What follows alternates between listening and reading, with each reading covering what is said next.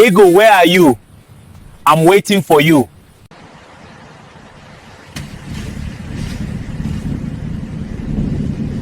So yeah, according to the Bible, Jesus goes from birth, one scene at age 12, suddenly he's 30. That's the entire timeline. But that's where this forbidden text, the infancy gospel of Thomas, comes in to fill in this strange gap. Now, I want to be clear, this is a story the church never taught you about a young Jesus with divine powers and a temper laying down curses like if God had some kind of evil mini-me. But hidden in this insanity is actually a great secret. So yeah, according to the Bible, Jesus goes from birth, one scene at age 12, suddenly he's 30. That's the entire timeline. But that's where this forbidden text, the infancy gospel of Thomas, comes in to fill in this strange gap. Now, I want to be clear, this is not the gospel of Thomas. This is the infancy gospel of Thomas, which is a different book entirely. This is a one-span book where Jesus isn't a cute kid at all. He's a terrifying child God with unlimited power and zero.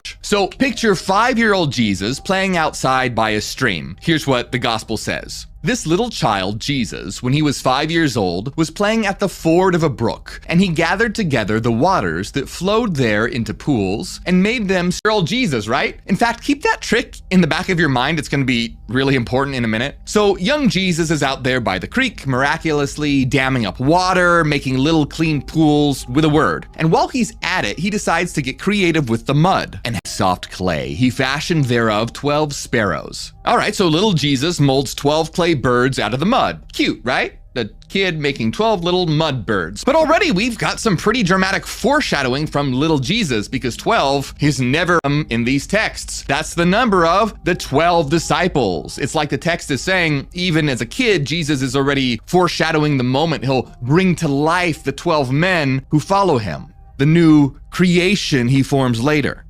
But there's a little problem here. Jesus made these birds on the Sabbath day, the holy day of rest, and according to Jewish law, you're not supposed to work on the Sabbath. Even playing in the mud might be seen as breaking the rules. So one of the local neighbors sees Jesus making arrows on the Sabbath and freaks out. The text tells us he did this on the Sabbath, and one of the Jews saw him and became angry and told his father Joseph, since it's not lawful to do this on the Sabbath. All right, so this neighbor runs off to tattle to Joseph. Hey, your kid, he's violating the Sabbath. All right, so this neighbor runs off to tattle to Joseph. Hey, your kid, he's violating the Sabbath, making these little mud birds. Come stop him. So Joseph comes over, presumably to scold Jesus, but a crowd has started to gather. People are upset that this kid is breaking the rules. So how does Jesus respond? Does he apologize? No, little Jesus has his own way of handling it. But Jesus clapped his hands together and cried out to the sparrows and said to them, "Go!" And the sparrows